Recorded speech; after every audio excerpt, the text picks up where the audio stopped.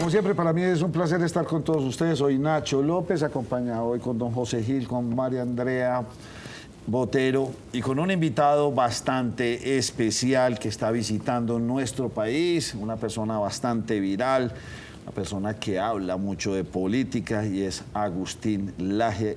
Y le vamos a dar una muy cordial bienvenida. Agustín, ¿cómo vas? Muy bien, muchas gracias por la invitación. Bueno, hoy aparte de todo esto también tenemos un grupo de jóvenes a los cuales les agradezco su paciencia. Ya en una hora ahí sentados esperando a que iniciemos, pero por cosas de las agendas hay veces se retrasan las cosas. Muchas gracias a todos ustedes, muchachos, por acompañarnos y más adelante ellos nos ayudarán a construir este programa con sus preguntas y sus inquietudes, sobre todo ahora que estamos en este panorama político tan complejo en toda América Latina. Y es que usted se ha dedicado a estudiar y a hablar y se volvió viral. ¿Quién es Agustín Laje? Bueno, yo soy un argentino, no de Buenos Aires, sino de Córdoba. Tengo 33 años, soy licenciado en Ciencia Política, magíster en Filosofía y sobre todo escritor. Escribo libros vinculados a la política y al pensamiento político. ¿Cuándo empezó todo este boom suyo? ¿Cómo se fue dando? Sobre todo en una profesión como la suya. Mi hija estudió lo mismo y es uno, vaya, consiga un puesto de trabajo, sí, bastante difícil, ¿sí o no? ¿Cómo empezó todo este asunto y cómo empezó usted a volverse viral? Usted ya había estado aquí por Zoom, lo tuvimos entrevistándolo hace unos 2 años, nos fue súper bien con su entrevista. ¿Cómo empezó todo esto y cuándo se vuelve usted un referente en América Latina? Mire, el primer libro yo lo saqué a los 21 años, fue sobre historia argentina. El segundo libro lo saqué a los 23 años y fue sobre el kirchnerismo. Y el tercer libro fue en el año 2016, ya no recuerdo cuántos años tenía, pero debe haber sido 27 o 26 quizás. Y ese fue el hito, es decir, el libro negro de la nueva izquierda fue el libro que interesó a toda la región, porque tenía una tesis que se cumplió. La tesis del libro era que los temas de género, feminismo, aborto, LGBT, iban a configurar el discurso de una nueva izquierda. Nos acusaron de alarmistas, de conspiranoicos, de paranoicos, y finalmente fue así. Es decir, los temas de aborto se fueron inflando hasta tal punto que hace unos meses aquí, por ejemplo, el aborto se extendió hasta la semana número 24. En Argentina el aborto se aprobó, en Ecuador pasó algo similar, etc. Los temas feministas, de género, confluyen hoy muy bien en una de las candidatas a la vicepresidencia, ¿sí? La señora Francia Márquez, lo peor que tiene este país, creo yo. Y bueno, a la gente le interesó el libro porque la tesis politológica se mostró válida y porque era uno de los pocos libros que eran críticos con esa ideología que no se la puede criticar. Todos tenemos que venerarla. ¿Las redes sociales en la actualidad ayuda o ha sido el apalancamiento para que todos estos pequeños colectivos de los que estamos hablando, que son, inclusive en muchos casos yo me atrevo a decir que son artificiales, las redes sociales apalancaron todo este cambio de pensamiento en América Latina? Mire, yo creo que en verdad estos colectivos son el fruto de grandes sumas de dinero, están muy bien financiados. Claro, una cosa es mirar a los grupos del aborto con sus pañuelos verdes y lo que los medios te muestran parece que ellos están haciendo una revolución. Pero cuando uno ve dónde se lo financian y cómo se lo financian, se va a encontrar, por ejemplo, con la industria de IPPF, que es la red de clínicas abortistas más grandes del mundo, que ha puesto millones de dólares en todos los grupos feministas y abortistas de nuestra región. Con lo cual las redes sociales son, creo que yo a esta altura, un dato menor. Lo que sí es cierto es que las redes sociales se han dedicado a censurar a las derechas, a los que damos una contraofensiva cultural a todas esas nuevas ideologías dominantes. Sí que hemos tenido problemas en las redes sociales. Mi cuenta de Instagram ha sido bloqueada 5 veces. He terminado en los tribunales en Argentina por ese asunto, ganando afortunadamente la pulseada. Mi cuenta de Facebook ha sido censurada 7 veces. En este momento mi página está hackeada. Mi cuenta de Twitter durante 2 años no podía subir nada porque a mis seguidores se les decía que eso era contenido sensible. Hay un video mío en vivo en un programa como este donde le digo al conductor, hagamos una selfie y la subamos y fíjate qué te dice después a vos Twitter. Y lo hicimos todo en vivo y se muestra cómo Twitter, nuestra selfie le decía a mis seguidores que era un contenido sensible y que no lo podía mostrar. Es decir, las redes sociales tienen un sesgo político que es totalmente inclinado hacia esa agenda progresista, pero yo no diría que estos movimientos dependen de esas redes. Dependen de grandes capitales y organizaciones internacionales que los apañan. Pero usted me deja preocupado. Entonces usted está hablando de que hay una izquierda fuerte en América Latina, pero en el fondo dependen de estos grandes capitales. O sea, es la incongruencia más grande, ¿sí o no? Dependen del capitalismo. Sin lugar a dudas, es que el capitalismo per se no tiene ideología. El capitalismo lo que tiene es una lógica de acumulación y de generación de capital, evidentemente. Si para generar ese capital yo tengo que vender la camiseta del Che Guevara y difundir el etos revolucionario guevarista, lo voy a hacer, es lo que vimos en la década del 90. Si para generar dinero yo tengo que vender abortos y financiar para que se me legalice el aborto a los mamertos del feminismo, pues lo voy a hacer. Por eso, acá entran muchos otros sectores y mire, acá también hay otro gran problema que se llama natalidad. Hay funciones de grandes magnates como por ejemplo el señor George Soros o la Fundación Rockefeller que vienen poniendo dinero en estos grupos desde hace rato, pero no porque les preocupe la salud de la mujer, los derechos reproductivos y humanos. Lo que les preocupa es que no nos reproduzcamos tanto. Y se ha mostrado desde la década del 70, informe Kissinger del año 74, que el aborto es una de las políticas más efectivas para disminuir la natalidad.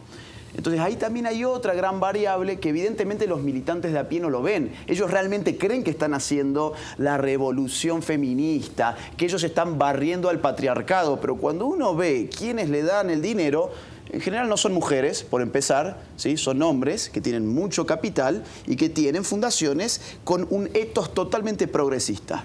El capitalismo puede ser progresista y lamentablemente en este momento los metacapitalistas los están siendo. Hasta tal punto que fíjese esto, Foro Económico Mundial del año pasado, ¿quién fue la estrella? El señor Xi Jinping. ¿Qué se dijo como caballito de batalla en el Foro Económico Mundial? Que había que impulsar el salario básico universal. O sea, que el Estado te pague por hacer nada. Eso es socialismo puro. ¿Y quién lo dijo? Los metacapitalistas del Foro Económico Mundial. Entonces, acá la ecuación se está dando vuelta. ¿Quiénes han votado al señor Boric en Chile, el presidente comunista chileno? Las clases altas de Santiago, los hijos de los ricos de Santiago, que se han vuelto de izquierdas. ¿Quién ha votado al señor Kast, la derecha chilena? Los sectores más pobres. Es decir, acá se está conmoviendo en este mismo momento el piso político, en todas partes. ¿Y ellos cómo logran eso? ¿Cómo logran que esas aparentes derechas del pasado, por lo menos descendientes de derechas, terminen votando por ellos? A través de las universidades y a través de la destrucción de la familia. La familia ya no tiene funciones. De hoy y desde hace muchas décadas, en verdad. Fíjese, un sociólogo muy conocido de los Estados Unidos en la década del 50 decía: la familia se va a fortalecer porque les hemos dejado una sola función, la función afectiva. ¿Qué es la familia? Es un centro de contención afectivo. ¿Pero qué le hemos sacado? Le hemos sacado la función educativa, religiosa, de protección. Claro, cuando uno le saca esas funciones, dígame en qué se basa el afecto. El afecto de la familia es un sistema. Se basa en que tu familia te proteja, en que tu familia te eduque, que te socialice, que puedas compartir una misma tradición, una misma forma de ver el mundo. Pero cuando el Estado se hace de los dispositivos de socialización y deja a la familia sin posibilidad de educar a sus hijos, ¿cómo se crea el afecto entre padres e hijos? Por ese mismo motivo, hoy los padres parecen más bien adultos mayores que se esfuerzan por ser amigos de sus hijos, más que otra cosa. Entonces, eso pasa y además, sobre todo en las clases altas, hay poco tiempo para educar al hijo y el hijo vamos a mandarlo a un colegio bilingüe que esté 12 horas por día ahí y que después pase directo a la universidad a estudiar lo que, bueno, a él se le ocurra y ahí, ¿qué le inyectan? Que el Estado tiene que ser como su papá. Que si su papá fue tan bueno con él, que siempre le dio cosas, que le compró su automóvil, que le dio siempre lo que él quiso, sus vacaciones a no sé dónde, a Miami, a Las Vegas, a Bahamas, pues el Estado tiene que ser el gran padre de los demás. Y le empiezan a meter socialismo, y le empiezan a meter culpa de clase, y le empiezan a meter que él tiene que lavar esa culpa de clase siendo progre, y terminan votando comunistas. Eso está pasando en todos los países. No es cierto que hoy existe esa ecuación de ricos de derecha, pobres de izquierdas. Hoy se está invirtiendo esa ecuación. Por eso la izquierda se siente tan cómoda con relatos absurdos que a las clases populares no les interesan, como por ejemplo el cambio de género, el lenguaje inclusivo, voltear al patriarcado, pero por favor, en Argentina 7 de cada 10 chicos no comen todos los días, culpa de los izquierdistas que tenemos en el poder, y sin embargo ellos están muy preocupados por cambiar la O y la A por la E, y así incluir a las personas. Eso solamente lo pueden hacer si su público hoy es otro, en verdad. Agustín, usted hace un rato nos hablaba de ese primer libro con el cual empezó a hacerse aún más conocido. Yo quisiera volver como a esa parte de la conversación donde usted nos habla de quién es usted. ¿Usted por qué cree que puede generar esa incomodidad en otras personas que lo escuchan? Veíamos, por ejemplo, en la Feria del Libro de Bogotá, donde usted fue incluso sujeto de algún tipo de agresión. ¿Por qué cree usted que está generando ese tipo también de incomodidad en las otras personas? Porque hoy nadie se anima a decir lo que piensa. Y yo sí me animo. Y lo digo sin pelos en la lengua, porque no tengo que darle cuentas a nadie, no tengo que rendirles cuentas a nadie. Yo no milito en ningún partido político que a mí me condicione qué es lo que yo puedo decir o no. Yo no recibo financiamiento de ninguna empresa o de ninguna fundación o de ninguna organización internacional a la cual yo me deba ideológicamente. Yo simplemente me debo a que, bueno, que a la gente le interese las cosas que yo escribo, que me lean y que visiten mi canal de internet, de YouTube. Entonces, eso es lo que les incomoda, la libertad de expresión. Ellos se incomodan porque no toleran que alguien diga algo que ellos consideran ofensivo. Y hoy todo es hoy ofensivo. Todo lo que venga de la derecha es ofensivo. Es que hoy se han creado una cosa llamada discurso de odio, que es lo que siempre fue la herejía. Es decir, hoy el discurso de odio simplemente viene a reemplazar una vieja palabra que se llamaba herejía, y todo lo que a ellos les incomode, en lugar de hacer una crítica sólida, lo que hacen es cancelarlo. Te cuento, en la Filbo, a mí me quisieron cancelar. O sea, hubo una movida de periodistas y escritores de izquierdas que pidieron que se me cancelara. Y resultó que en la Filbo los 2 eventos más convocantes fueron los míos. El día sábado me dieron un auditorio de 200 personas y ¿sabes cuántos llegaron? 1.800 personas. Estuve firmando libros hasta las 12 de la noche afuera de la Filbo, porque la Filbo cerraba a las 10 de la noche. Al día siguiente, a las 11 de la mañana, fueron 1.000 personas. Petro, para que se den más o menos una idea, si mal no entiendo, llevó entre 700 y 800 personas. ¿Sí? Para que yo, sin ningún aparato de propaganda, solamente mis redes sociales. Yo sí lamento que la Filbo no haya hecho ninguna publicación al respecto en sus redes sociales, haya cubierto a todos los demás autores. Uno encuentra la promoción de todos los demás autores, las tomas de todas las presentaciones menos de la mía, cuando la mía fue la más grande. O sea, usted lo están discriminando. Ah, mira, a mí no me gusta ponerme en ese lugar de la víctima. Yo me siento discriminado. No, yo lo gozo. Yo lo gozo. Porque yo sé la bronca que le generó esa gente, a mucha gente. Ver que el evento más importante era de derechas, en un lugar hegemonizado por las izquierdas, como es una Feria del Libro. Agustín, cuando usted dice que no milita en ningún partido, sí, ¿cómo se define? De derechas. Yo estoy intentando de impulsar algo que entiendo que se llamaría nueva derecha. Así como hay una nueva izquierda, yo digo, pues bueno, hay que pensar una nueva derecha. Ya no podemos seguir dependiendo de los viejos esquemas de derechas de la Guerra Fría, donde todo lo que le importaba a la derecha parecía ser rescatar el sistema de propiedad privada y el libre mercado. Me parece muy bien eso, pero hoy las luchas pasan también por otros lados. Las luchas pasan por las universidades, las luchas pasan por los medios, por la libertad de expresión, por la libertad religiosa, por la libertad de los padres de familia de educar a sus propios hijos. Hay muchos temas que las derechas tienen que tomar. Y ocurre que hay partidos nuevos de derechas que están teniendo mucho éxito. Vox en España, solo 5 años, tercera fuerza nacional, y las encuestas hoy en día lo ponen par a par con el PSOE, el partido gobernante. José Antonio Cast en Chile. El tipo no aparecía en las encuestas y de un momento a otro, en el marco de una nueva constitución, se convierte en la primera opción de los chilenos en la primera vuelta. Ganó la primera vuelta. Javier Milei en Argentina, no sé si lo conocen, economista, un tipo que habla sin pelos en la lengua, libertario, de derechas, y en un año creó un partido político, se convirtió en la tercera fuerza de la ciudad de Buenos Aires, es diputado y hoy es quien mejor mide para la presidencia. Entonces hay una alternativa y yo creo que es esa. Y muchachos, les recuerdo, si tienen alguna pregunta me hacen la seña y con el mayor de los gustos estamos prestos porque nos interesa mucho escuchar sus pensamientos. Agustín. ¿Y en qué momento la derecha se volvió tan mala? O sea, ¿por qué quedó tan...? Cuando le o sea, entregó- todo lo que sea derecha, en este país pues particularmente, todo lo que tenga que ver con derecha es paramilitares, asesinos, en fin, o sea, es lo que usted decía ahorita, eso se volvió en un estigma, la cosa más impresionante. ¿Cuándo la derecha y a nivel mundial se está volviendo tan compleja o tan mala? Mire, cuando la izquierda convenció a las personas de que tenían derecho a vivir del fruto del trabajo de los demás. Es decir, cuando la gente pensó que todo lo que existía en su vida era una palabra llamada derecho y que tenía derecho a todas las cosas, la izquierda se apoderó de un discurso que es fundamental, que es el de los derechos.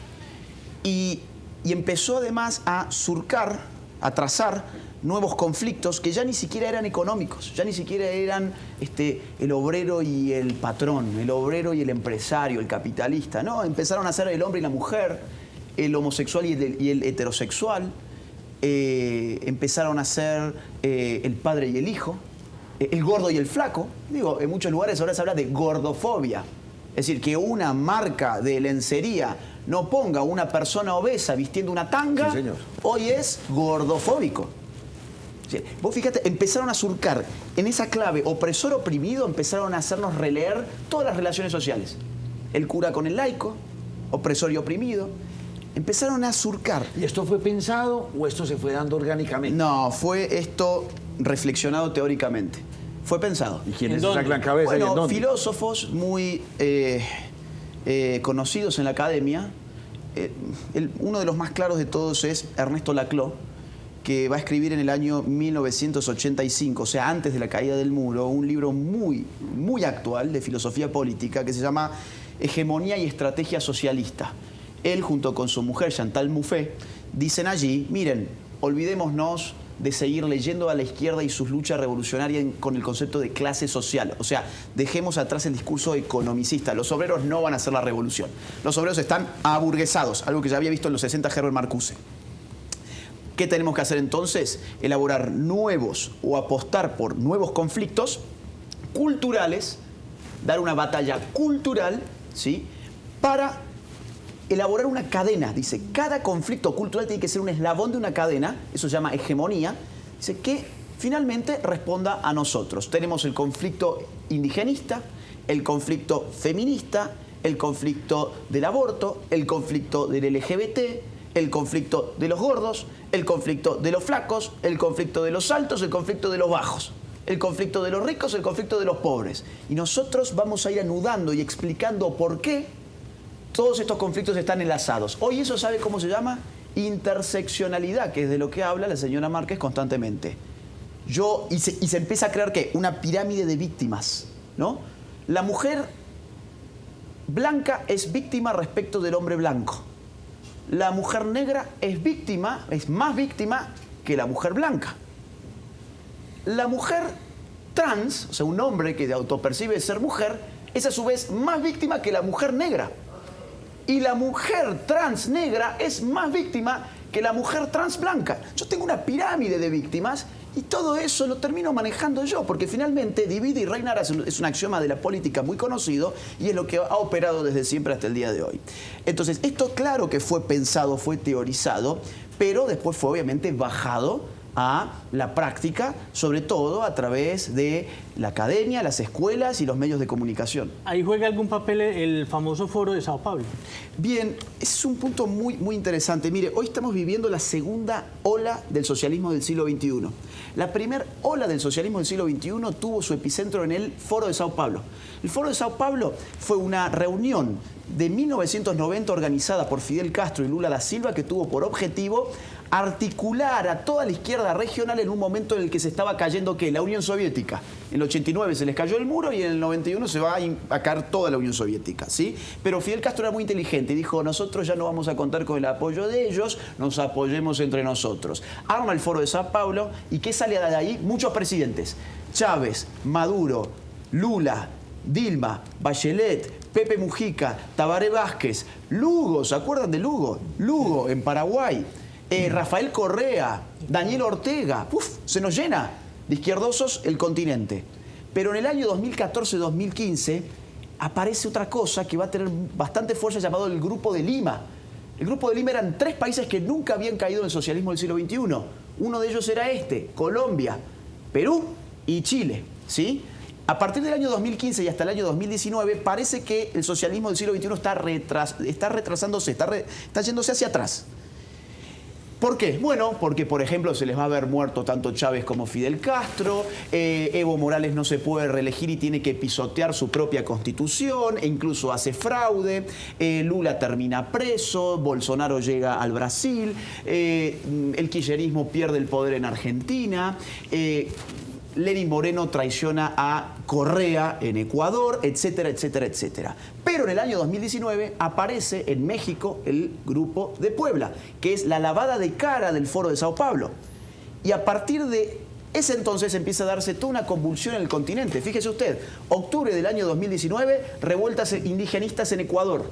Ponen en tal aprieto al gobierno que tienen que trasladarse desde Quito hasta Guayaquil. Casi le hacen un golpe de Estado. Octubre de ese mismo año, casi al mismo tiempo, la semana siguiente, ¿qué tenemos? Revueltas chilenas que terminan en una convención constituyente que gana con un 78% de los votos. Más adelante, en noviembre del 2019, ¿dónde hay revueltas? Acá. Colombia. Chile, Ecuador, Colombia. ¿Quién sigue? Perú. Pocos meses después, revueltas en Perú voltean a 3 presidentes en una semana hasta que les ponen un presidente progresista. Ahí ya sí que se calma todo.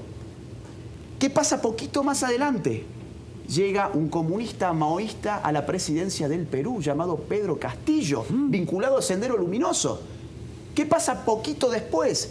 Llega el señor Boric a ganar la segunda vuelta en Chile, un comunista. ¿Y qué está pasando ahora en Colombia? Bueno, las encuestas indican que un señor llamado Petro le está yendo muy bien. El Grupo de Lima, entonces, ¿en qué terminó? En socialismo del siglo XXI en su segunda ola. Entonces, ya no es Foro de Sao Paulo. Hoy es Grupo de Lima articulado desde México, con el señor López Obrador. ¿Por qué manifiesta usted que Francia Márquez es lo peor? Porque ella combina todas estas microopresiones en un solo discurso. Ella articula el asunto racialista, el asunto de género. Ella estaría muy contenta, lo ha dicho, de que, por ejemplo, el aborto sea ilimitado.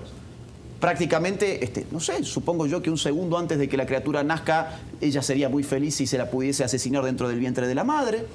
Ella está constante, y aparte, bueno, sabemos que esta señora no es precisamente pobre como nos ha vendido. Y aún así, se ha puesto en el lugar del pobre, una cosa que para mí es criminal, que un rico se ponga en el lugar del pobre y que utiliza la pobreza de esa manera para hacer propaganda política, mientras está llorando por todos lados. Llora porque es de color, llora porque es mujer, llora porque hay que hablar con la E para que ella esté contenta, llora porque supuestamente es pobre hasta que se le encuentra que muy pobre no es. Pero ese discurso gusta y va calando. ¿Y a quién le cala? Bueno. Porque entonces usted dice una frase muy interesante, es cuando todos pensamos igual, nadie está pensando. Y sí, es que digamos, cuando todos estamos repitiendo lo mismo, el debate político además se vuelve muy aburrido. Cuando te dicen de que si vos no decís lo que todo el mundo dice, entonces vos odias y tenés discurso de odio y tenés que callarte la boca, y todo se vuelve muy aburrido, se vuelve, ¿sabes qué? Orwelliano. Lo que estamos viviendo es un Gran Hermano, un 1984. Es una cosa asfixiante, intolerable. ¿Sabes por qué? Porque en verdad no hay nada más intolerable que la intolerancia de quienes se dicen tolerantes. Estas personas se creen que son los tolerantes, los diversos, los abiertos, los plurales, pero después van a una feria del libro y arrojan proyectiles contra un conferencista que le llenó la Filbo. Y le pegan a una chica, esto sí lo quisiera denunciar acá públicamente. El proyectil que lanzaron, que era una botella con agua, ¿sí?, de este tamaño, se la pegaron a una chica contra la nuca, ¿sí? Se la dieron contra la nuca. Y eso está filmado. En mis redes sociales está filmado. Ustedes imagínense si hubiese sido al revés. Supongamos que esto se dio en la presentación del libro que le escribieron. O sea, hay que ser un poco tonto para pensar que Petro escribió su propio libro. Se lo escriben. El señor está en campaña política. Él no escribe su propio libro. Él le paga a alguien para que le escriba el libro y él pone su firma, ¿sí? Así es como funciona esto. Entonces, la gente que compró su libro sepa, no han comprado nada que haya escrito ese señor. ¿Sí? Supongamos que una persona de... ¿Cómo? El mismo proyectil en ese otro escenario. ¿Qué pasa? Fíjese, que le pegara a una mujer, a una feminista, y el proyectil se lo lanzó usted. Supóngase, usted hoy estaría preso. Y todos los medios estarían hablando durante una semana de usted. ¿Qué pasó ese día cuando le cae esta botella con agua a la mujer? ¿Quién entra en defensa de Mire, ella o qué sucede? Había 1.800 personas haciendo fila para firmar el libro y nosotros somos personas de paz. La derecha representa al hombre de paz. Y nadie de esas personas fueron a atacar. Y miren que eran 5.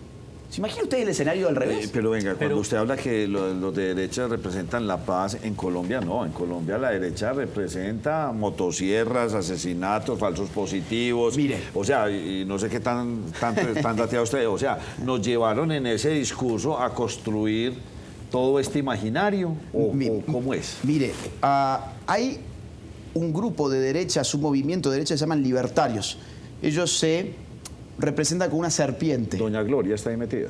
No, doña es progre, es progresista. Ella dice que es libertaria, pero... Gloria Álvarez la... Sí, pero ella, todos los temas culturales se daría de la mano con Francia Márquez. Ah, bueno, entonces... Sí, entonces, mire, la serpiente libertaria es una buena serpiente, una serpiente de paz. A menos que uno la pise. Si uno la pisa, la serpiente va a reaccionar, ¿sí? Entonces, claro, la derecha no quiere desorden, no quiere violencia, pero si hay violencia, la derecha respeta a sus fuerzas armadas, a sus fuerzas del orden. Las instituciones. Y las instituciones que están para garantizar la seguridad. Quien convulsiona socialmente a la sociedad suelen ser las izquierdas. Los ataques terroristas, las guerras de guerrillas, las revoluciones armadas, siempre generan una reacción evidentemente violenta, pero porque vos pisás a la serpiente y la serpiente te va a picar. En últimas, el problema no es que la izquierda es muy juiciosa en su discurso y en todo, y la derecha no lo es. ¿O estoy equivocado? La derecha ha cometido 2 errores grandísimos, enormes. La derecha pensó que le bastaba legitimarse con el asunto de la seguridad y de la economía. Ellos pensaban, claro, imagínense Colombia, suenan las balas, explotan las bombas, corren los ríos de sangre. Es evidente que la izquierda está atacando al país, nadie va a querer votar por la izquierda y nosotros vamos a combatir ese ataque. Entonces, listo, ya no hay batalla cultural que necesitemos dar. O, por ejemplo, en Chile, el mejor sistema económico de Latinoamérica. Es evidente que a la gente de aquí de Chile le está yendo muy bien, cambian su televisor todos los años, tienen un nuevo iPhone, les va bien. Es evidente que tienen que votar a la derecha, eso no es así. Mientras la derecha se dedicó a hacer cuentas, la izquierda se dedicó a hacer cuentos. Y a la gente le gustan a largo plazo más los cuentos que las cuentas. Pues somos hombres, somos animales narrativos nosotros. Entonces vos podés mirar todos los gráficos de barra y las plantillas de Excel que quieras sobre el modelo chileno y la economía chilena. Pero si a vos te vienen a meter en la cabeza un cuento, quizás terminás votando por una nueva constitución para destrozar ese sistema económico.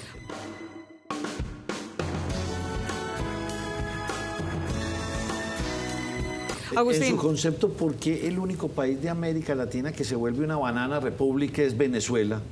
¿Por qué fue nada más ese país? ¿O existe una tendencia que tengamos mucho más banana republic en América Latina?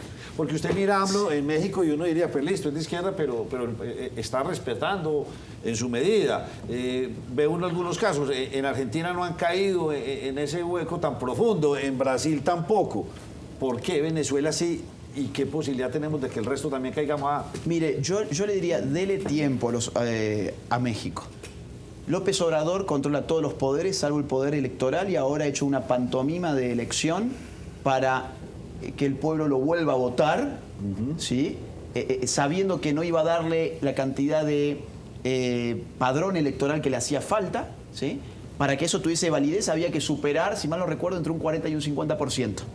Y él sabía que la gente iba a votar un 20%. Lo hizo para hacer una pantomima de elección, para después decir que el poder electoral no sirve y poder intervenirlo. Es decir, esperemos un poquito con López Obrador porque falta todavía por ver. El kirchnerismo ha traído en Argentina una república bananera. En el kirchnerismo se han cargado un fiscal que denunció a la señora Cristina Kirchner. Lo han matado. En Argentina hoy tenemos un 80% de inflación. En Argentina, como le digo, han destruido nuestra moneda. La brecha cambiaria que hay es insoportable. Entonces, no es una cosa solo de Venezuela. Ahora, en Venezuela, ¿por qué sí es cierto que es más agudo? Porque lo han hecho desde las Fuerzas Armadas. Entonces, nunca han tenido ese miedo de decir, oigan, no controlamos a las Fuerzas Armadas. Fíjense, Evo Morales. ¿Por qué Evo Morales se tiene que ir después de hacer fraude? Porque le pide a sus Fuerzas Armadas que salgan a reprimir al pueblo y le dijeron que no. Y él se dio cuenta, no cuento con las Fuerzas Armadas. Entonces, ¿por qué Venezuela sí? Sobre todo porque esa mafia en Venezuela partió de las Fuerzas Y más Armadas. adelante hablamos de las oligarquías y cómo pretenden cambiar. ¿Cómo es tu nombre y la pregunta para Agustín? Hola Agustín, mi nombre es Natalie Jaramillo, soy estudiante de especialización en mercadeo y tengo una pregunta para ti. Con todo esto que nos has contado, el panorama político, social, ¿cómo pronosticas tú que va a ser el futuro de Colombia a corto plazo? El corto plazo en una situación electoral es mañana. Yo miro las encuestas porque creo que las encuestadoras en Colombia han hecho un buen trabajo en la consulta. Lo que se ha visto en las encuestas le han pegado bastante bien. El cortísimo plazo para este país nos indica que la segunda vuelta, que habrá segunda vuelta, primero que nada, a Petro no le alcanza para pasar la primera, y la segunda vuelta sería entre Petro y Fico, cuya brecha está cada vez acortándose más. La última encuesta, que creo que es de hace unos días nada más, le dan una brecha de menos de 3 puntos y faltan todavía varios días para las elecciones. Yo te diría, si gana Petro, el corto plazo tenemos que pensarlo ya en mediano y largo plazo porque ese tipo de proyecto político se eterniza, no lo sacás más. Petro se inscribe en un tipo de modelo político que ya está probado y ya además está probado que se mantiene en el tiempo y que fracasa social y económicamente. Pensemos, por ejemplo, en mi país. En Argentina el kirchnerismo, que viene a ser el petrismo pero argentino, fue el gobierno más largo de la historia argentina. Fueron 12 años intercambiándose el poder entre el matrimonio monárquico o semimonárquico que tuvimos y luego volvieron ahora 4 años más. No te lo sacás más. Pensá, por ejemplo, en el chavismo. Es un proyecto de la década del 90 y hoy, año 2022, seguimos hablando de ellos porque ellos mantienen todavía el poder. Pensemos en Evo Morales. Evo Morales asume en el año 2006. El año 2006. Y todavía hoy controla el poder en su país. O en Daniel Ortega. Ortega es del año 85. Y todavía hoy, junto con su esposa también, mantiene el poder en Nicaragua. Entonces, estos proyectos, el problema no es, o sea, además de ser sus políticas económicas, que ya están probadamente erradas, ellos suben por una escalera que se llama democracia y cuando llegan arriba te tiran la escalera. Entonces ya sacarlos después del poder es prácticamente imposible. Entonces, si en el corto plazo este señor ganara, y Colombia yo creo que estaría en un problema incluso a nivel institucional democrático. ¿Qué va a pasar según las encuestas y según las rondas? Mira, si me lo hubieses preguntado hace 5 días o hace 6 días, te hubiese dicho que lo más probable es que gane Petro en la segunda vuelta. Pero ya la encuesta que salió hace 2 días muestra un panorama donde Petro ha llegado a su techo y Fico todavía no. Y donde además tenemos una cantidad de abstención muy grande, que es donde está el asunto político hoy. ¿Sí? ¿Cómo se moviliza la gente que piensa que su voto no cuenta? No, tu voto sí cuenta porque sos ciudadano. Andá y votá, votá por la libertad. Votá por un país que en 4 años pueda cambiar a su presidente. ¿Para qué? Para mantener tu libertad política. Entonces yo te diría hoy, no lo sé, sería muy jugado de mi parte. Si hace 6 días te hubiese dicho Petro. Pero hoy ya empiezo a dudar de que Petro tenga tantas posibilidades como parecía hace pocos días nada más. Agustín, para reafirmar la idea, qué pena Nacho, ¿usted no ve a Gustavo Petro entregando el poder en 4 años? Si llega a la presidencia. A ver, es que, insisto, él se inscribe en un modelo que no entrega el poder. ¿Cuáles de los socialistas del siglo XXI han entregado el poder? Yo no conozco un caso. Es decir, incluso, por ejemplo, el de Rafael Correa. Rafael Correa tuvo sus mandatos, puso a su delfín, a su títere, y resultó que el títere se cortó los hilos y lo traicionó. Correa se tuvo que ir a vivir a Bélgica por corrupto, porque si no cae preso en Ecuador, ¿eh? Aparte son corruptos, todos ellos son corruptos. Es decir, ellos te hablan del pueblo, la redistribución, pero ellos viven como reyes. Y fíjese, si no hubiese sido porque ese señor se cortó los hilos, todavía tenemos correísmo hasta el día de hoy también. Entonces, esa gente no se va muy fácilmente. Agustín, ese tema de la reelección, ¿usted qué opina acerca de la reelección en Colombia, digamos, desde el expresidente Álvaro Uribe Vélez? Estuvo 8 años, quería una segunda reelección, finalmente se tumbó ese artículo, pero ha venido reeligiéndose en cuerpo ajeno.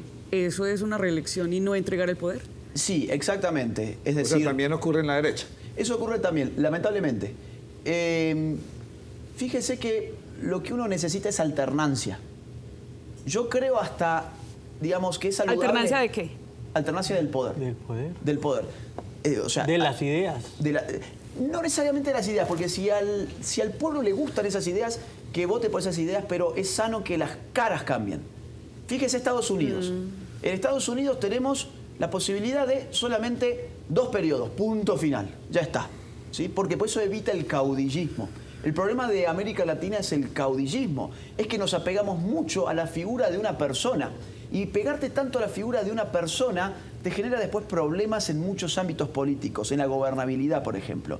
Lo mejor es acostumbrarse a la alternancia que es sana para la democracia, y venga de izquierda o de derechas, yo creo que es malo eternizar un control caudillista del poder. O sea, que cambie la cara aunque sigan las ideas.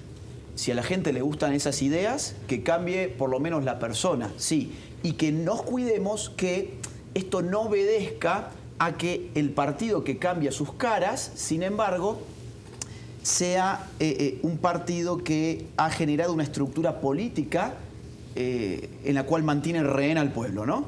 Porque esto también ocurre mucho, que es que, bueno, me conviene que la gente empobrezca. Por ejemplo, yo le corto las piernas, pero le doy las muletas. Y depende ahora de mis muletas. Esto es lo que ha pasado, por ejemplo, en Argentina. La pobreza ha sido funcional al socialismo del siglo XXI porque todos esos pobres se han infantilizado. Las personas, cuando se empobrecen por causa del Estado, se infantilizan. ¿Por qué? Porque empiezan a ver al Estado como su padre. Y resulta que el Estado es manejado por una persona que le dice: si querés que siga siendo yo tu papá, votame. Agustín. Una pregunta aquí. Sí. Agustín, una pregunta. Ahora nos hablabas de los 3 países que lograron resistir a esa primera ola del socialismo del siglo XXI, Chile, Perú y Colombia. Pero en las últimas elecciones Chile y Perú caen.